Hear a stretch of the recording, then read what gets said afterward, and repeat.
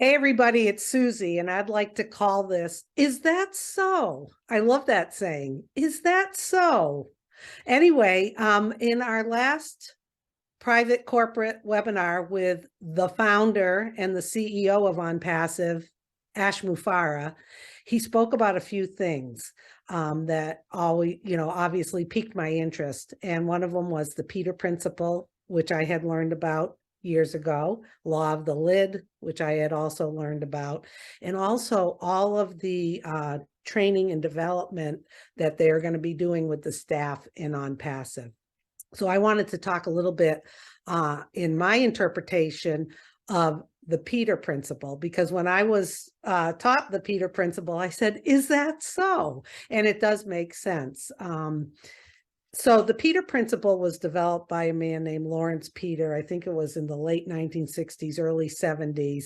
And what they discovered is that people are competent in a position, they get promoted to a next position, they eventually, maybe learn the skills and they're competent in that position, then they're promoted to the next position.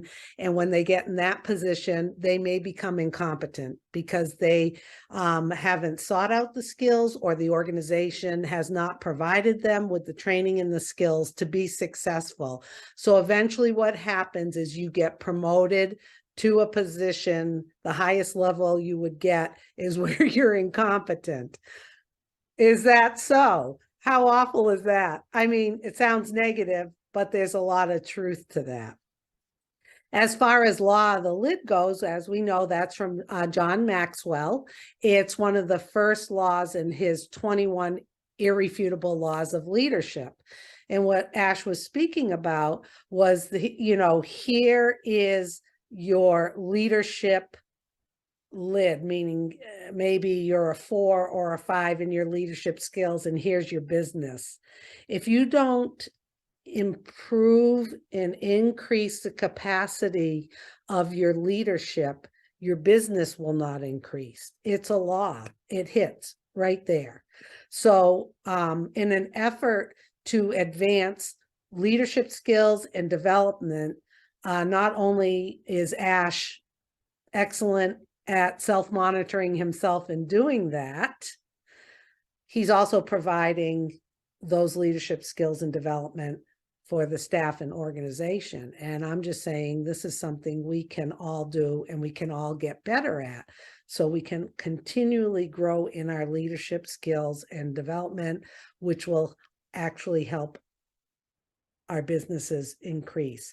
And I'm going to talk more about that at another time. But I wanted to talk about the word competence and incompetent, because that's a very strong word. And I'm going to tell you something I learned from a mentor, and it stuck with me.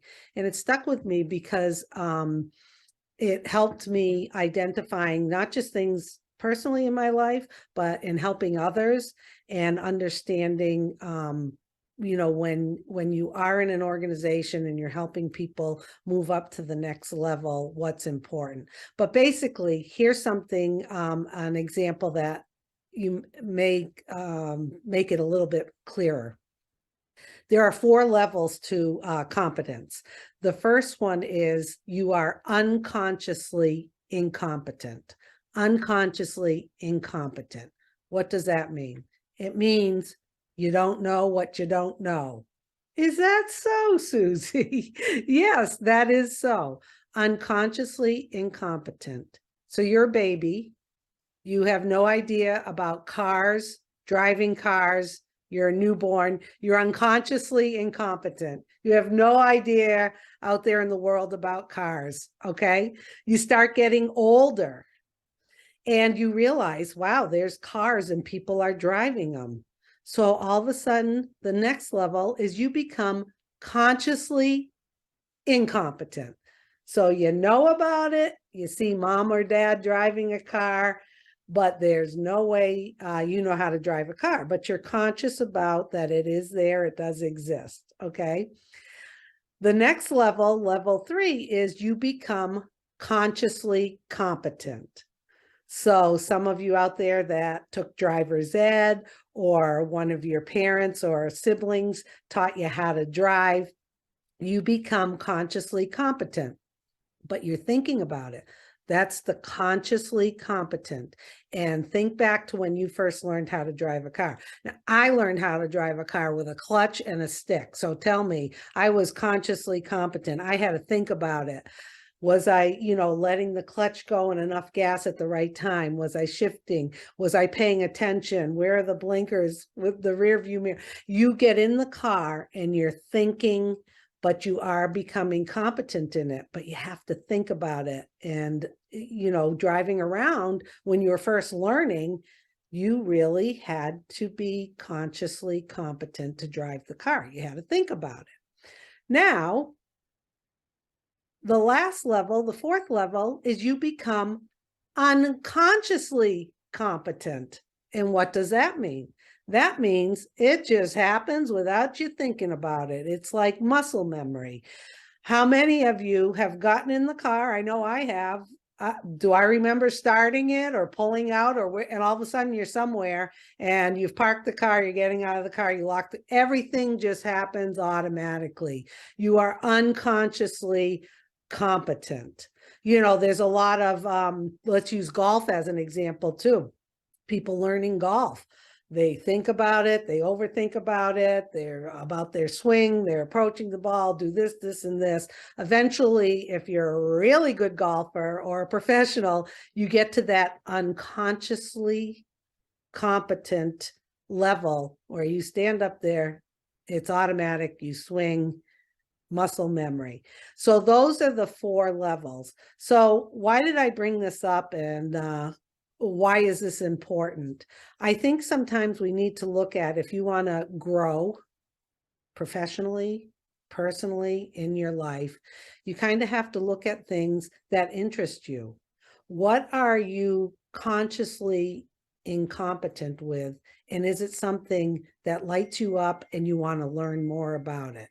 Okay. If that's true, then you need to seek out, you need to learn new things. Okay. And get consciously competent, and then to the level where you're unconsciously competent, that it's muscle memory.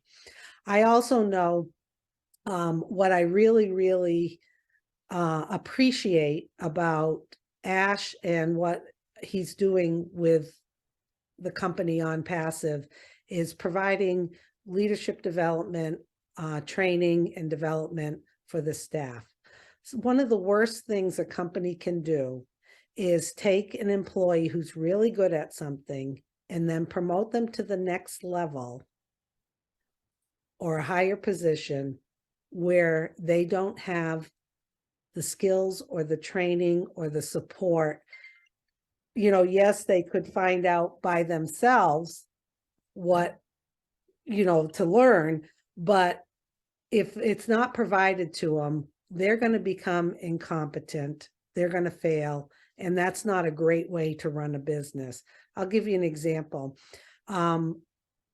There's a great nurse. She's great clinically, she's great with the patients, all of her clinical skills are excellent, great attendance, joyful. She gets promoted to be a supervisor of people. So she gets put in that position.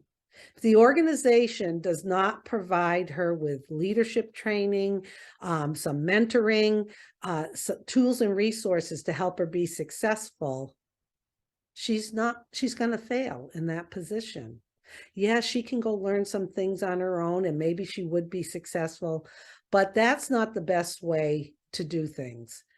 So you put them in the position, you provide them with the support and development and training and development so that they can learn and become successful.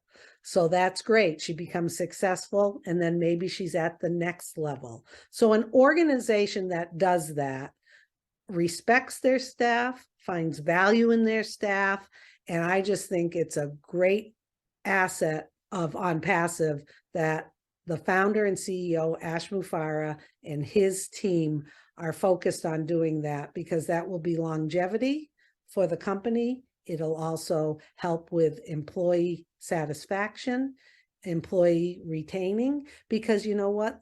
The company of OnPassive would be nothing without the staff, the employees, the family that they have created.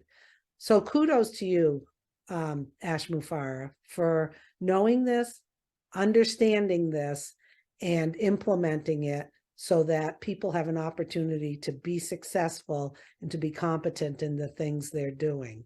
And I just want to say, is that so? Yes, that is so. OnPassive is doing it. Okay, so until next time, mwah.